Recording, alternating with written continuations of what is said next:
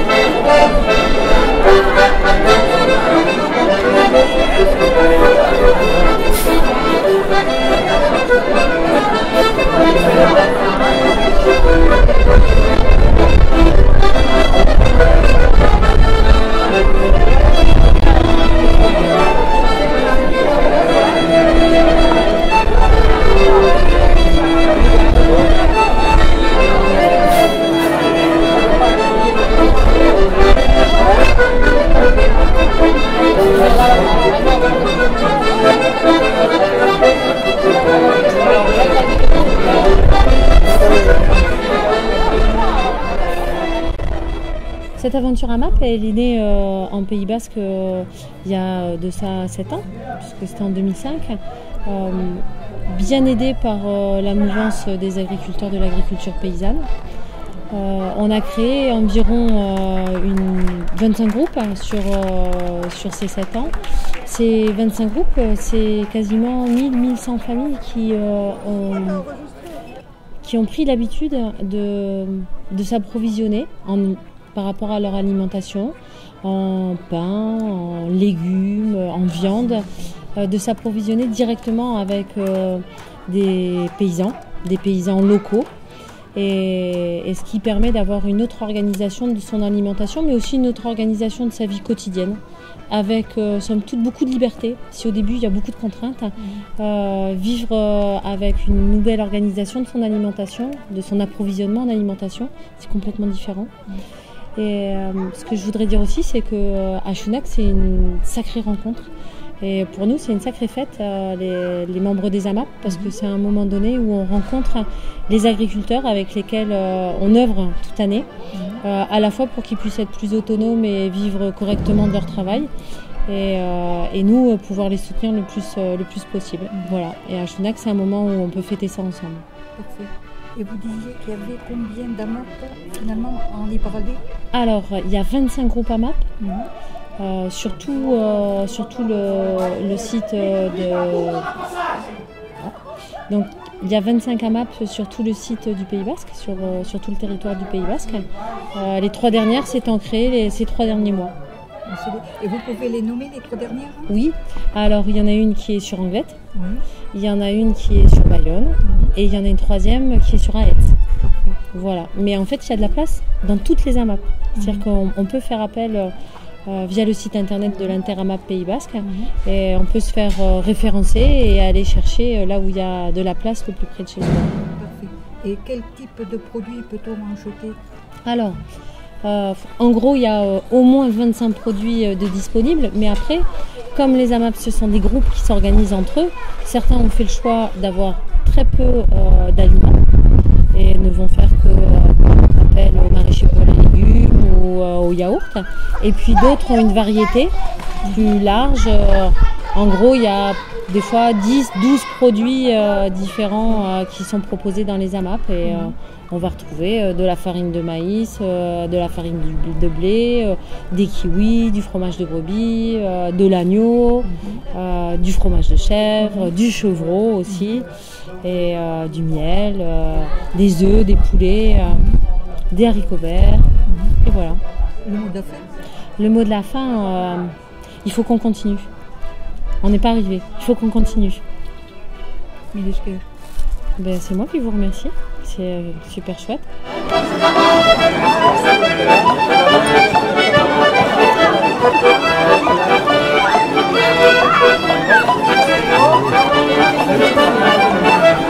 Oh, là, c'est chaud, hein.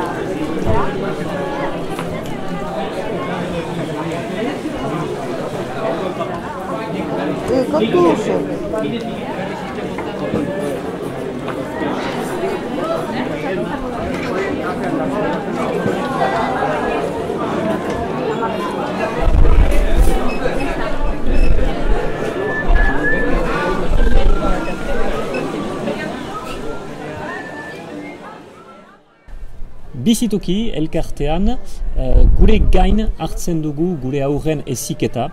Beraz, bizitoki ez da eskola alternatibo bat, baizik eta alternatiba bat eskolari sortu dugu hori, hainbat gurasok ikusten ditugulako eskasia handiak gaur egungo eskola sisteman, eta zinez pentsatzen dugu biziki interesgarria dela kolektiboki, heldu kolektibo baten esku hartzea aurren heziketa, eta aurren heziketa hori bizi proiektu baten barnean kokatzea.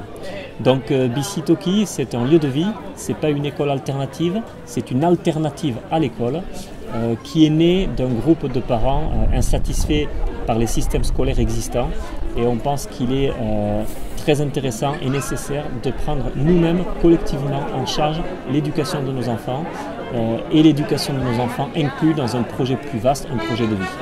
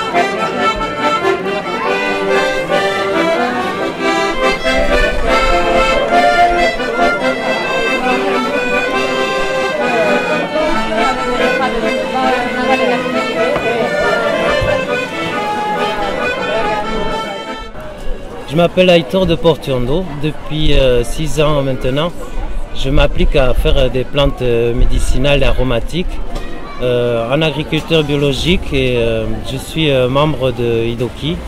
Idoki, c'est une agriculture sincère, durable et transparente.